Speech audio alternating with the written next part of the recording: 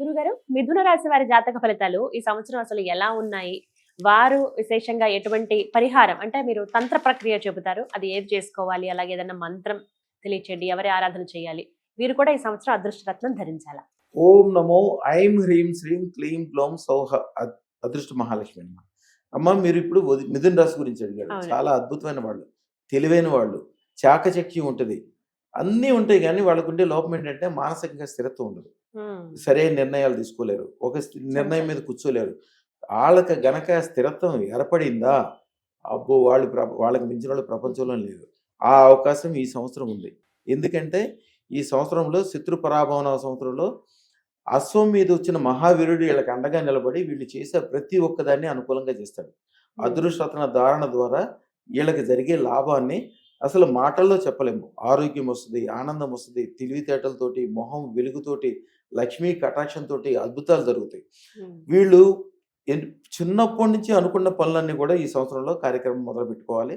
తెల్లవారుజామున వీళ్ళు ఏ పని చేసినా కూడా తెల్లవారుజామున మొదలు పెట్టాలి. సూర్యుడు రాకముందే మొదలు పెట్టుకోవాలి.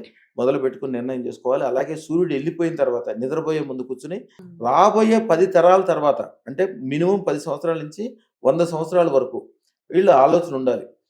అది పెట్టుకుంటేనే, అంటే ఒక్కసారి దూరదృష్టి ఏర్పడిన తర్వాత వీళ్ళకి రోజు దారి ఎత్తుకునే అవకాశం ఉండదు. లేకపోతే ఏమవుతుంది, ప్రతిరోజు వీళ్ళకి మనసు కొద్దిగా చంచలంగా ఉండటం వలన, రేపు ఎల్లుండి ఏంటని తెలవకపోవటం వలన ఎప్పటికప్పుడు పనులు వెనక్కి వెళ్ళిపోవటము, కొద్దిగా ఇబ్బందులు ఉండటము. అలాగే ఈ సంవత్సరం వీళ్ళకి కాలసర్ప దోషాలు, చేతబడులు, ఇట్లాంటి ఎవడెవరికో చేసిన వీళ్ళకి తగలటం, ఇట్లాంటి చెడులన్నీ కూడా చాలా జరిగే అవకాశం ఉంటుంది. అందుకని జాగ్రత్తగా ఉండాలి. రోజు లక్ష్మీదేవికి దండం పెట్టుకోవాలి. అదృష్టరత్న ధారణ అద్భుతంగా చేసుకుని వీలుంటే వీళ్ళ కుటుంబం, వీళ్ళకి గ్యారంటీగా ఈ సంవత్సరం అదృష్టరత్నం పెట్టుకుంటే ఒక ఇండస్ట్రీనో, వ్యాపారమో, వ్యవహారమో చాలా పెద్దవి చేసుకుంటారు. అసలు వాళ్ళ జీవితంలో లాభం ఒకటే తెలుస్తుంది, ఇంకా నష్టం అనేది తెలియదు. అద్భుతమైన లాభాలు కలుగుతాయి. కాబట్టి వీళ్ళు కొద్దిగా ఎక్కువ ఆకుపచ్చ రంగును వాడాలి. ఒక గుప్పుడు పెసలు తీసుకొచ్చి ఆ పెసల్ని ఒక పళ్ళెంలో పోసి దాంట్లో పైన దీపం వెలిగించి ఆ దీపంలో 5 రూపాయి బిళ్ళలు వేయాలి. రూపాయి బిళ్ళేసి శ్రీం హ్రీం శ్రీం సర్వ వ్యాపార వృద్ధిం ప్రయచ్చ స్వాహ, ఇది 108 సార్లు మంత్రం చదువుకోవాలి.